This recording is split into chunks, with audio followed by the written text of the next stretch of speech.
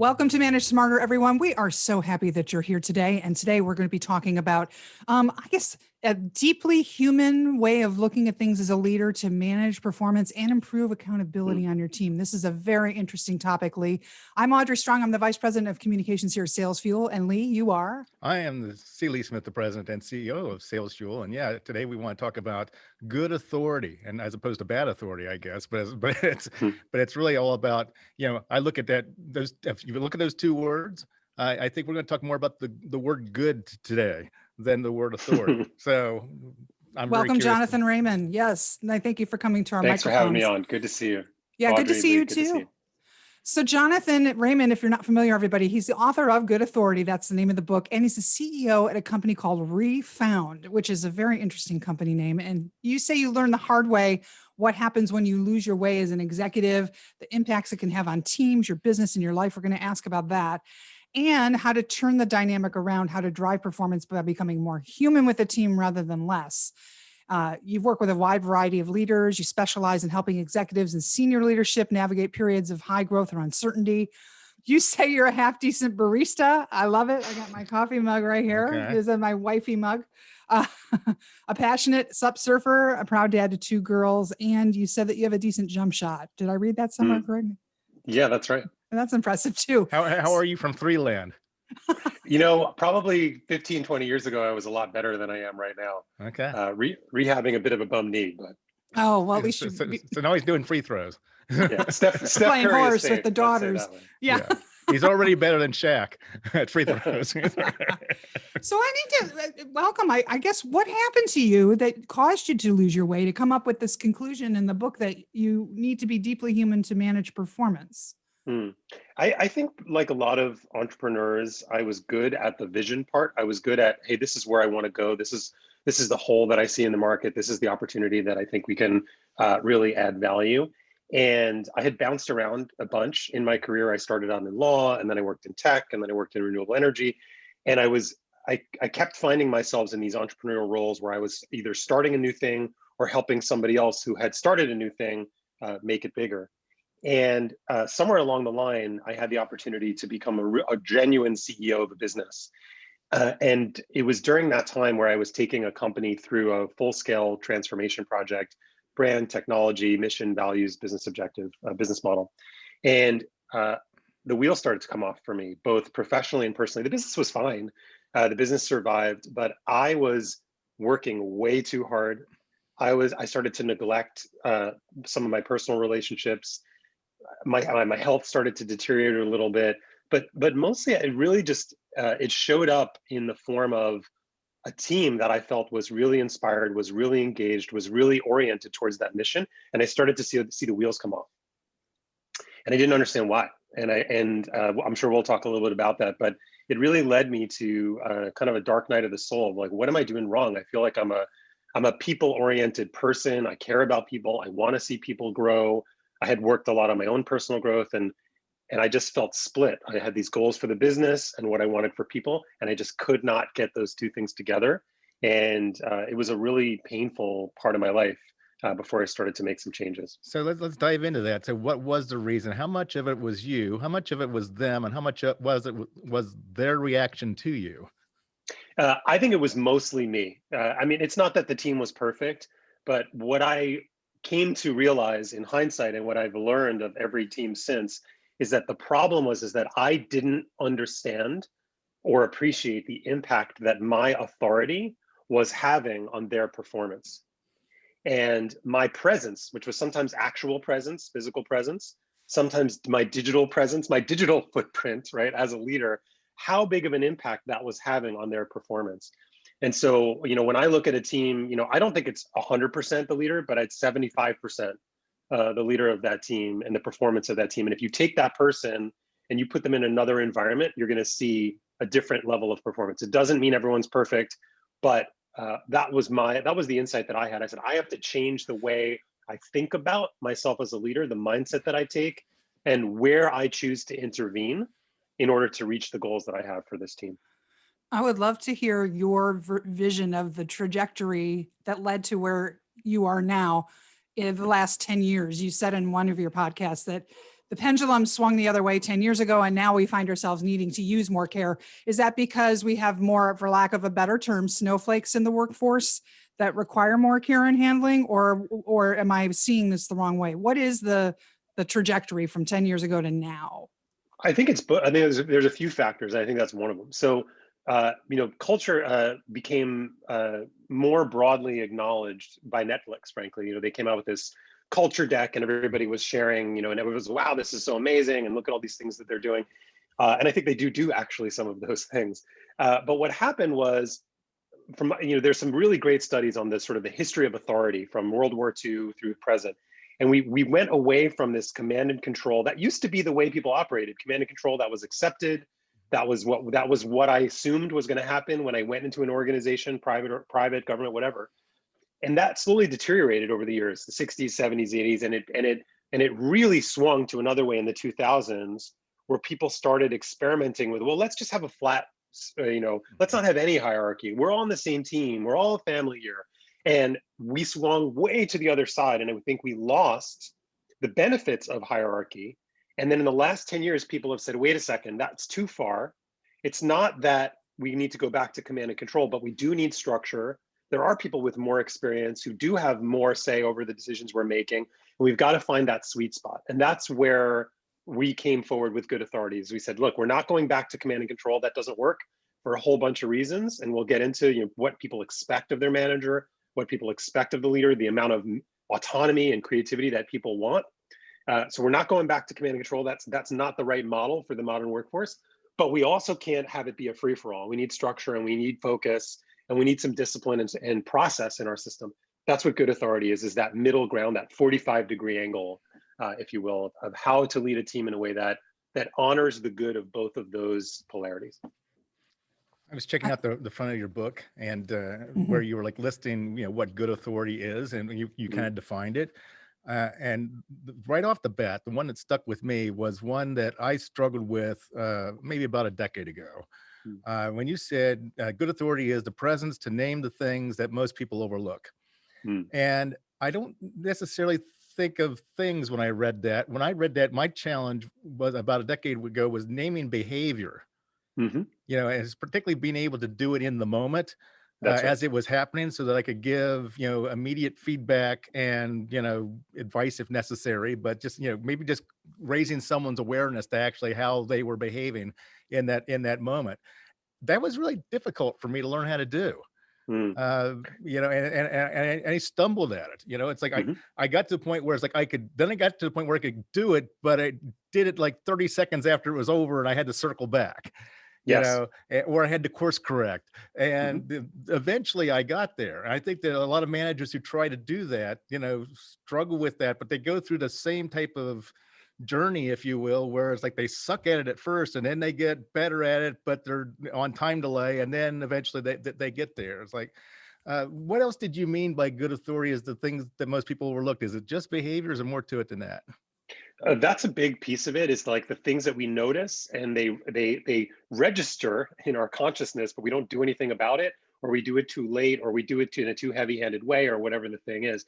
And that's why we created the accountability dial, because what we were hearing from our clients is, hey, our clients, our managers, we've got 100 managers, 1,000 managers, whatever it is, and by and large, we suck at this. Help us make it better.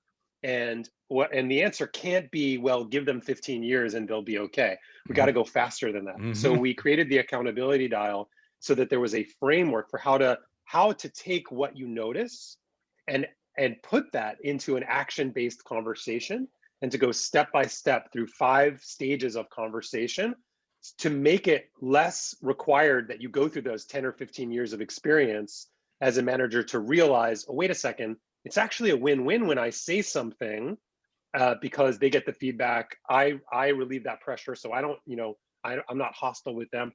But it's one thing to say it, and then it's another thing to do it. So we created this operational framework, sort of like the accountability OS or operating system for a team or for a business, and that's really what we became known for in the last 5 years. I love that you say that it's actually a kindness in the values of good authority. It's a kindness to address it right away. So at Lee, right away, not tomorrow, and you're up at 3 in the morning chewing your cud and angry or whatever. What's an example of the 5 steps. Can you give us a Yeah. scenario? Yeah, so the 5 stages or 5 steps are the mention, the invitation, the conversation, the boundary, and the limit. Okay. So what we did was we said, okay, with any performance related, and by the way, we teach people to use this peer to peer, so not just with the direct reports. We teach them to use it with their manager. How do you hold your manager accountable? So the same tool applied to different contexts. But the mention is, let's say you have somebody on your team and they're usually, really crisp on the details of things and they're on top of it. And you noticed, there was a couple of things recently, maybe in some meetings, where you sense that their energy is lower. Maybe they seem a little bit aloof, and you really care about this person and they're a key member of your team. Rather than assuming that the problem will go away, lean into it and say, and find a moment. Could be in a one-on-one or some after a video call, or maybe it's you can text with them if you have that kind of relationship. Hey, you seemed a little bit down this week. Is there anything I can help with? Or just intervening, letting them know that you care, letting them know that you see them, which is even more important now during COVID, with everybody working from home and we're all on screens and we're missing all these neurobiological clues. For managers to take those little moments, that's the mention. And we've seen the mention, which is just the first step in the dial. We've seen that transform teams and cultures where they actually feel seen in the things. And people will oftentimes say, wow, I had no idea that anybody noticed. Thanks for bringing that to my attention. And the whole point of the mention is, I'm not bringing any intensity, any authority, any punitivity. I'm not coming with any energy that they did anything wrong. I'm just saying, hey, I noticed this thing, talk to me. Let's be in relationship about it. And people all of a sudden they go, wait a second, this is great. This person's being transparent with me. They're being vulnerable. They're not waiting to a performance review, right? Worst possible, they wait 6 months and then they say, oh, hey, I've noticed you've been disconnected over the last 6 months. Thanks a lot. What am I supposed to do with that information? So being early in the process, raising those things. And I'll just say one last thing, that the biggest mindset for leaders to get over, you don't have to have the answer to make a mention. You don't have to know why. You don't even have to have the theory. All you have to know is what you saw, and then speak about it from your own experience. Hey, I noticed this. Could be wrong. I might have misread it. I'm willing to take in new information. But the mistake we make is we wait too long to talk about what we're seeing, and then we don't give that person the opportunity. That's a great way to do it. Actually, is to say, I'm observing that. It's like, am I seeing that right, or am I reading that wrong? It's like exactly. That's a great way to do it. And then you're diffusing your authority, right? So you're saying, hey, I know I'm the boss here, even if I'm a manager, may not be the CEO. I know that there's a little bit of a risk to this, right? But to raising it, but I wanted to raise it in the spirit of growth and us being working together as a team. So what though, as you say, you need some structure in the sweet spot. So for accountability, when you have to flex your position when results aren't coming in, what is the new correct way to do that?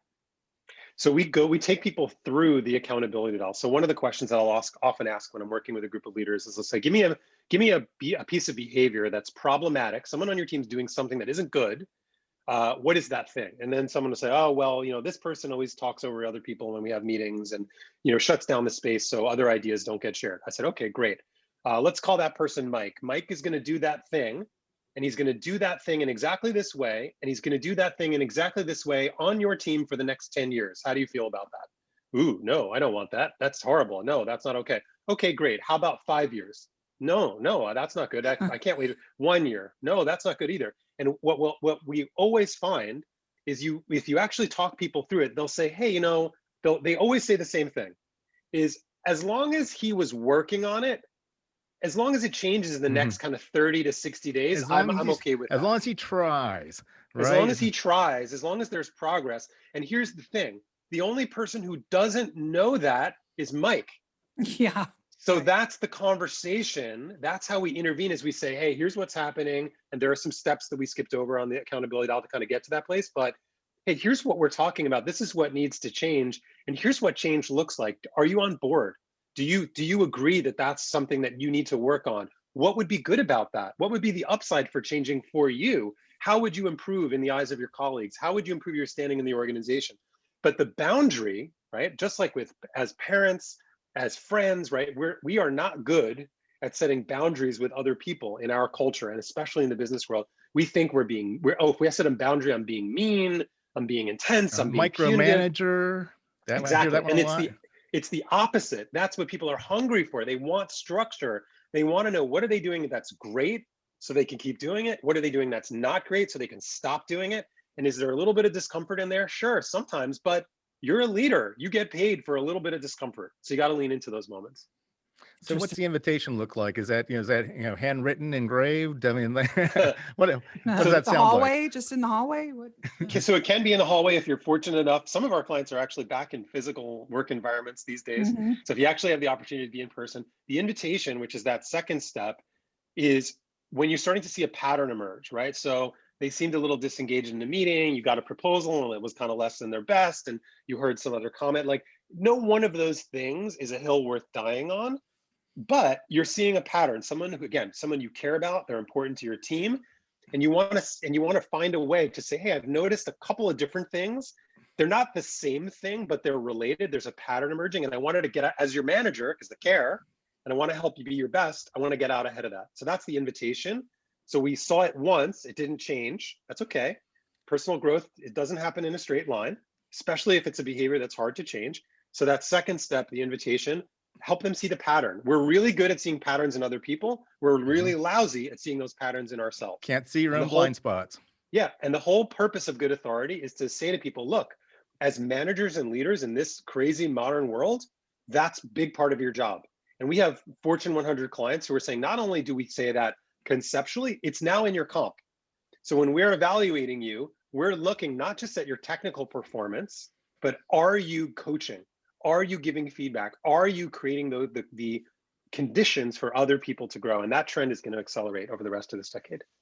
I love this. Okay, I'm going to ask the devil's advocate question, which is, how does this approach work when you are dealing with somebody who thinks they're the smartest person in the room and they hate authority, period? No ifs, ands, or buts. What do you do? Because those people are out there. It's always pushback. Everything's pushback. Yeah, they definitely are. So the thing that we do, there's two parts to this. Okay. One is you got to think structurally. So who in the organization does this person take accountability from, right? Now, if they're a CEO and they don't have a board and there's nobody holding them accountable, we got a big problem, right? Yeah, right. If there's no systemic way to hold that person accountable, we've got a problem. But there are other ways, right? Attrition, top talent, like the message gets through to CEOs in different ways. So when they lose a bunch of key people and in those exit interviews, or they get some lousy reviews on Glassdoor, so that message will sometimes get through at the top of the org chart. So that's one. So what needs to be done that's systemic or structural. But the other piece, which is more common, is we have somebody like that, and what we do is we try to hit them over the head and tell them to change, right? And what we don't do is we don't step out of that relationship and name the dynamic. We don't step out of it and we say, hey, Michelle, look, as your peer, let's say we're both VPs in the same company, I'm not your boss. I don't have the authority to tell you what you do, but I got to tell you, it's challenging sometimes, because whenever we have these conversations, it feels like I spend a lot of effort and energy trying to kind of have a collaborative conversation with you, and it never seems to go well. What's your experience of when we interact? Right. So I'm not making her bad. I'm not making her wrong. I'm not telling her she's an idiot, but I'm saying, hey, something doesn't work for me about our relationship, like I would with a friend, right? And actually naming the dynamic and getting their perspective, right? And a lot of times you will learn some new things in that, but it's the mistake we make is we try to get somebody to change. Hey, you need to do this differently. And then you're banging on a closed door instead of saying, hey, this isn't working for me. And then you start to tap into a different form of self-interest, a different place in their mind. They're like, ooh, wait a second, this might be something I need to look at. So every situation is different. My role at Refound, we have a big team, but I'm often working with some of the most problematic characters inside of an organization. So it's different with every person, but you gotta work to find what makes them tick if you're gonna keep them, right? And it's gotta be clear. They need to see how their behavior is impacting their outcome. Once you can get one of these, a type A, high energy leader to see that they could get a better result if they change their behavior, then you can talk to them about behavioral change. But if you tell them, if you show up like an HR person and say, oh, you really need to be coaching and blah, blah, blah, in one ear, out the other. Got it. Can you imagine a professional sports coach that all he or she does is yell at the players, you need to play better. Right. Run Well, faster. Can you break that down for me? It's like, what exactly am I not doing well, and how do you propose I do it differently? Give me a clue here. And here's, I'll just give you one quick piece to remember when you go into these conversations with. Remember, they care a lot. The way they behave may be awful, but underneath that, this is somebody who cares about the result. They are passionate about the detail. They want it done right. The way they transact that care is terrible and problematic, and it needs to change. But don't lose sight of what's underneath that as a human being who almost always cares a lot about the result that they're trying to accomplish. Mm-hmm. We've got a few minutes left. I wanted to ask you about this notion that bringing your whole self to work doesn't mean being happy all the time. What's that all about? One of my pet peeves is, and I think people are starting to get the message. I've been banging the drum on this for the last couple of years. There's this notion that like whole self or human self, it's like, oh, that's like, it's about everybody being happy and positive, and everybody's such a good it's very sort of kumbaya, right? That's not a whole self. There's no whole self that is only positive. We have a range of human emotion. We get frustrated, we have worries, we have concerns, we have anxiety, we get scared. That's what it means to be a whole self. And now how do you we get depressed sometimes, we get down on ourselves, we feel insecure. Bringing your whole self to work means being able, in the right forum with the right context, to be able to bring those parts of ourself into work as well. We don't really want them to bring their whole self, do we? What's that? We really don't want them to bring their whole self, do we? Right. So you got to be careful if you're going to say bring your whole self to work. Well, what do you mean by that, right? So bring your human self to work. But there are places, especially these days, managers and leaders are responsible for more and more of the mental and emotional well-being of their team. You got to be willing to have some of those conversations. You got to have boundaries and say, hey, look, I get it. I get that you're having that's going on. I'm not really in a position to help you with it, but I appreciate you telling me. You got to have healthy boundaries, and that's practice, right? But people, mental health, huge uptick in, the data during COVID was already going up, and it spiked during COVID, lockdowns and all this kind of stuff. We're not through the woods there yet. So people need help. They need the manager to care. They need someone to invest in them. They need someone to have some of those conversations, and you got to work on those boundaries. Find some peers, find some coaches. You want Refound to help you in your organization, fine. We're not the only game in town, but we love what we do. You can come find us. Yeah, that's what I'll say about it. So it's refound.com, and on LinkedIn, if you want to reach out to Jonathan, it's Jonathan Refound is how you listen on LinkedIn. And I personally would like to clone you and have you just be in our workplace every day to guide us on this stuff, because it really is fascinating, and it's a fine art, it seems to me. Yeah, thanks. Yeah, maybe you move to Ohio and go into our home office. Well, we're virtual now. I do get that request. So, my team is working on a product platform to as best we can to be able to do this at scale. We do it, so we do it as big as we can at the moment. So a couple of thoughts before we close out. We're talking about sales managers in particular, and I was looking at a study done by the Sales Management Association in terms of what sales managers are effective at when it comes to coaching, what they're good at. So it's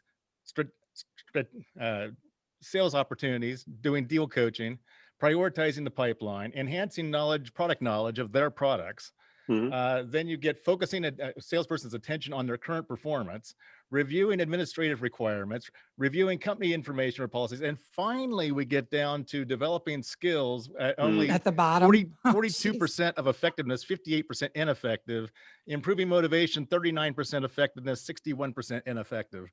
So is that pretty much what we're talking about here? And the fact that, really for us to improve all those other things that I mentioned that typically happen during sales coaching conversations, we can actually improve those results and that attention by focusing more of our efforts and energies on developing the skills and understanding the mindset and improving motivation.